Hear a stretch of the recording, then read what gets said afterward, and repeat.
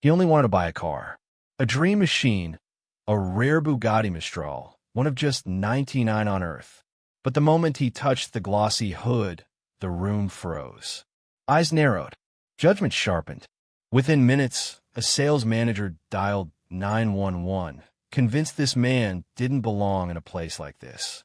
What he didn't know was this. The man he tried to humiliate was one of the most powerful investors in the country. And when the truth came out, it didn't just ruin a career. It changed an entire industry. Exclusive motors smelled of cold marble, leather, and old money. The polished floor reflected everything. The chandeliers, the chrome-plated curves of luxury supercars, and the man who stood quietly at the center of it all.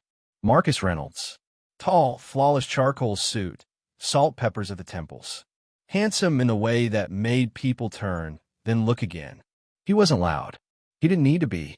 He was the kind of man who seemed to carry storms behind his eyes. Yet when he reached out and ran a gentle hand down the flawless hood of the Bugatti Mistral, his voice was barely above a whisper. "Beautiful," he murmured. Then a voice cut through the icy air. "Sir, step away from that vehicle immediately." The sales manager, Richard Kensington, marched forward with stiff shoulders and narrowed eyes. Marcus didn't flinch. He simply kept admiring the car. "I'm just looking," he replied softly. "That car isn't for looking," Richard snapped. "We have more affordable models in the East Wing." His emphasis landed like a slap. Affordable. East Wing.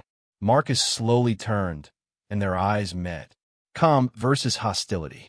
Elegance versus suspicion. Richard's jaw tightened, sensing something he couldn't name. Power, maybe. Confidence. Self-possession. Then he looked Marcus up and down. Too dark. Too calm. Too comfortable. Suspicion turned to certainty. Another salesman drifted over, whispered something. Marcus caught fragments. "Check the cameras. Doesn't look like watch him." He could have left. Instead, Marcus smiled. "I like the full technical data sheet," he said. "And customization options." Richard's face tightened. "Sir, this showroom is for pre-approved customers only. I'll need you to leave." "And who says I'm not pre-approved?" Richard's smile was thin, rehearsed. "This car costs more than most people earn in a lifetime." "I'm aware," Marcus replied gently. "And I'm ready to make an offer." Richard blinked. He hadn't expected that. He stepped back. Hand slid into his pocket. A text was sent. Marcus saw it. He said nothing. 5 minutes later, the glass doors opened. 2 policemen entered. Richard pointed. "That's him. He's disturbing customers and refuses to leave." Marcus inhaled once. Deep. Slow. The older officer approached. "Sir, could you come with us?" Marcus looked at him as though he were studying a line of code. "Before I do that," Marcus said, "may I ask why?"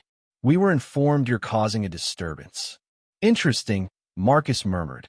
He took out his phone. "I imagine the security cameras can help." Richard's face paled. "Recording is illegal." "This is a public showroom, Mr. Kensington," Marcus replied. "And I'm certain your boss, Mr. Montgomery, will be very interested." That name changed everything. Richard froze. "How do you know?" "We play golf," Marcus said. "Same club." Silence. Thick as oil. Then, high heels clicked across the marble. An elegant black woman emerged from the office. "Marcus." She smiled, genuine warmth cutting through the tension. "Diana," Marcus answered, smiling as if nothing were wrong. "I thought I'd surprise you." Diana Bennett, managing director, one of the few black women in the luxury automotive world. She turned to the police. "Officers, thank you." False alarm. "Mr. Reynolds is not only welcome here, he is one of our strategic partners." Richard tried to speak. "I didn't." "That's the problem." Diana cut him. "You assumed." The police left. The room exhaled. But this was never about a car. It was about a lifetime of doors that slammed shut for the same reason. Assumption. 2 weeks. Dozens of dealerships. The results were brutal. A middle-aged black woman in designer blazer, dismissed to the affordable section. A young white man in jeans, VIP treatment. An elderly couple, laughed at behind their backs. But an Asian man in a tailored suit? Test drive offered. No credit check. No questions. All recorded. Every second. The AI analyzed service time, tone, eye contact, negotiation flexibility. What had once been invisible was now mapped in color, charts, and irrefutable numbers. When CEO Thomas Montgomery received the report, he went pale. "It's systematic," Diana said. "And if this goes public, it will destroy us." Montgomery whispered, "What do we do?" Marcus answered, "We change." Richard arrived at work expecting business as usual. Instead, he found auditors, press, cameras. A news headline filled the room. Exclusive investigation. Discrimination in luxury dealerships. Footage played. Richard treating a white customer like royalty. Hours later, same car. A black customer dismissed. Everyone was watching. Montgomery summoned him. In the office, Montgomery, Diana, and Marcus.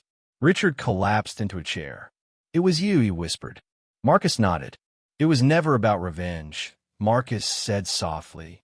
"It's about change." A tablet slid across the table. 28 interactions, Montgomery said. 27 show prejudice. Richard's face drained. He wasn't just fired. He became the face of everything the industry denied. The world didn't cancel him. The truth did. 6 months later, the sun warmed a new building. The Reynolds Institute for Business Equity. Executives, press, students. Marcus stood at the podium. "When I walked into that dealership," he began, "I wasn't buying a car. I was testing a question. How successful does a black man have to be treated with dignity?" Silence. Then graphs appeared. 1,200 interactions. 78 dealerships. 83% discriminatory disparity. But today is not about the problem, Marcus said. It's about the solution. Companies could now earn a certification, proof of fair practices. Fairness was no longer charity. It was profitable. Richard, meanwhile, a used car lot, on the outskirts of town. His supervisor leaned in. "There's a special customer for you." Richard looked up. It was his old colleague, also unemployed. The irony was bitter. Once they judged others, now customers judge them. The internet never forgets. Their names would forever be linked to the largest discrimination scandal in luxury retail history. After the ceremony, a reporter approached Marcus. "So, did you ever buy the Bugatti?" Marcus smiled. "No, I realized I was never interested in the car." Under a tree behind him sat a quiet vehicle. A customized Tesla Cybertruck. Not a symbol of status. A symbol of purpose. "I'd rather invest in the future," Marcus said. Diana joined him. "You turned humiliation into a movement." "No," Marcus replied. "I turned data into justice. And justice into opportunity." He looked into the distance, thinking of every door that ever closed in his face. "If they won't open the door," he whispered, "we redesign the entire building."